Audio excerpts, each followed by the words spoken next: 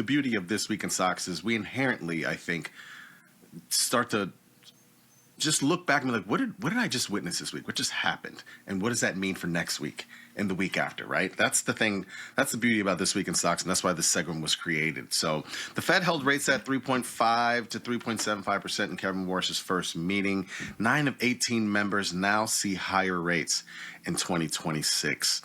The Dow sets records early in the week, nearly touching 52,000 before the Fed knocked it down to 507 points Wednesday. Now, again, that's just the actual index. We saw, and of course, in the futures, it was trading around 52,500 for the most part. The S&P 500 fell 1.2%. NASDAQ lost 1.3%. And again, this is on the week before today. We'll see if the markets can end up positive for the week. 10-year yield climbed back towards 4.5%. We saw 2-year yield with some highs as well. Retail sales came out yesterday in a somewhat more tape that was a lot more interested in the Fed.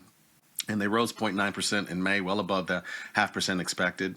I mean, what else do you expect in an environment where we're talking about inflation? The economy keeps running hot, which is keeping the Fed on guard. The top 10 U.S. stocks now worth $25.3 trillion combined, larger than the entire economy of China. Let's move to the next slide.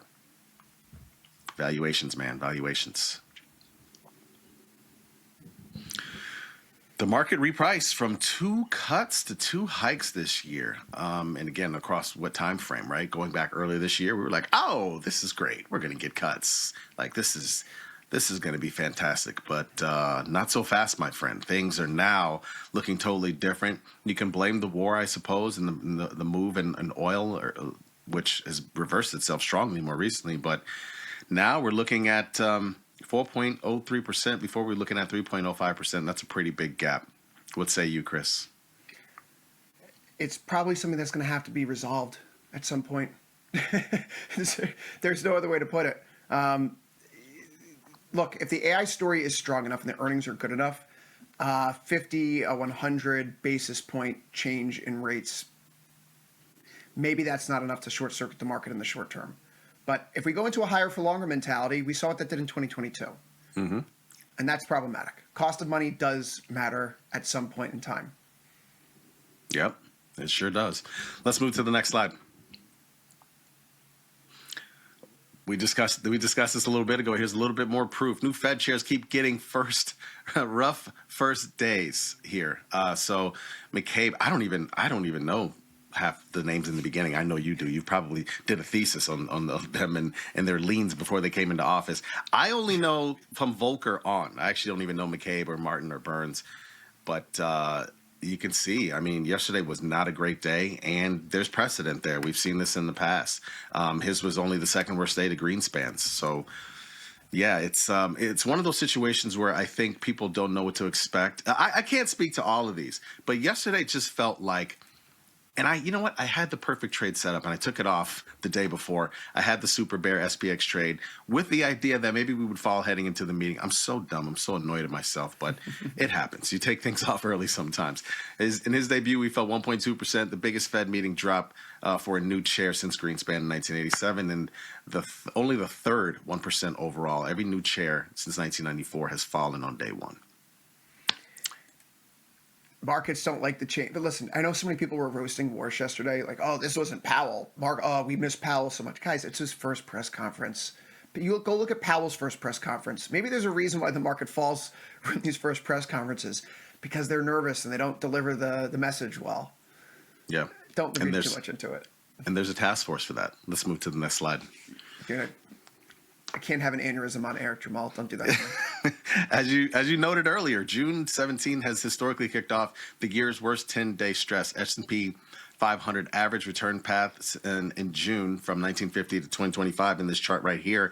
And historically, it has been not that great, Bob. But I actually don't really typically pay much attention to this. I trade how I trade. I'm not worried about 10 days in a year with 252 days. Let's move to the next slide.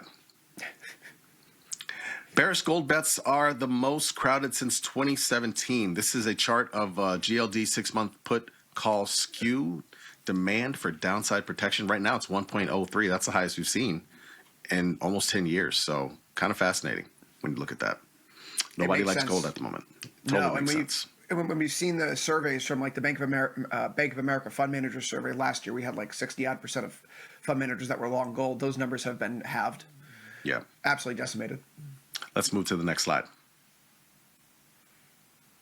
Top 10 U.S. stocks, like right now, let's start that again. Top 10 U.S. stocks right now are bigger than China, as we said.